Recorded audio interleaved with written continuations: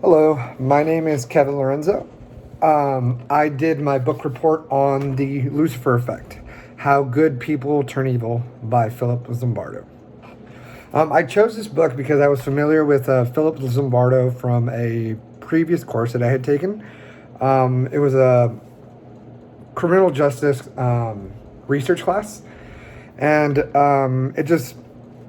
I chose it because the book was the Stanford Prison Experiment was familiar to me, and so I thought it'd be interesting to read more about it. The book is called The Lucifer Effect because it's based on the biblical story of Lucifer, who was once an angel, who did not follow the rules and was sent to hell by God. And as he was sent to hell, he became the most evil thing, and he became Satan. In this book, Philip Zimbardo goes into the depths of psychology and what leads to the Lucifer effect happening. A large portion of the book is focused on his Stanford prison experiment that he conducted in 1971 when he was a young psychologist. The experiment consisted of undergraduate students that were selected to become guards and prisoners. During the experiment, it only lasted about 6 days. It was supposed to last about a whole month, but it was deemed unethical because of what it was doing to the mental health of the students. During the experiments, he noticed that the students that he had put in positions of power, they became mean and evil. They started to change who they were as people, even though this was a fictional experiment. It wasn't real. The students started going out of character, and the students that were in the positions of being the prisoners, became fearful and passive. The experiment stopped after one student had a mental breakdown, and his wife told him that his experiment was going to be bad for the mental health of his students, and so he stopped the experiment.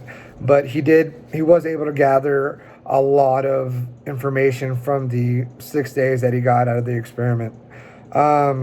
He goes to explain later on that the nature of evil is fostered by the system in place.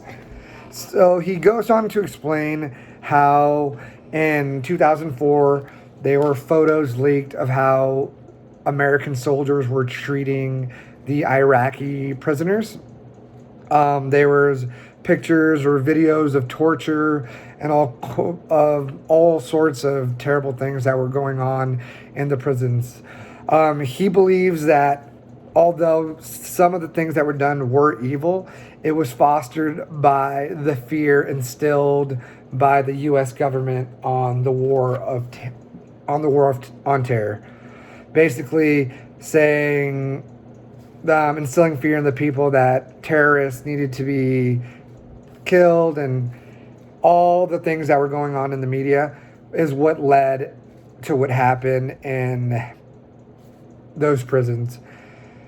And so that was the whole case of the Abu Ghraib. I'm not sure how you pronounce it, but yeah, that's how he goes in depth on understanding that the evil that happened there was fostered by the system, and most evils are fostered by a system. He goes on to explain also that the line of becoming evil is not just stuck in one place. You don't just become, if you're evil, you can't switch to you're not able to switch to good, or vice versa. The line is moving. You can go from bad to good, from good to evil, and it all just depends on your environment.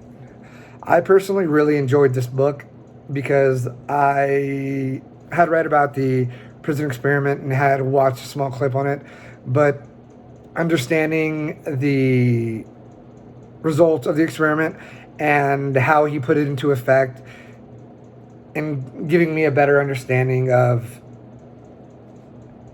how the system around it and the environment can push someone to be evil or to be good. But that's my review on the book. Thank you.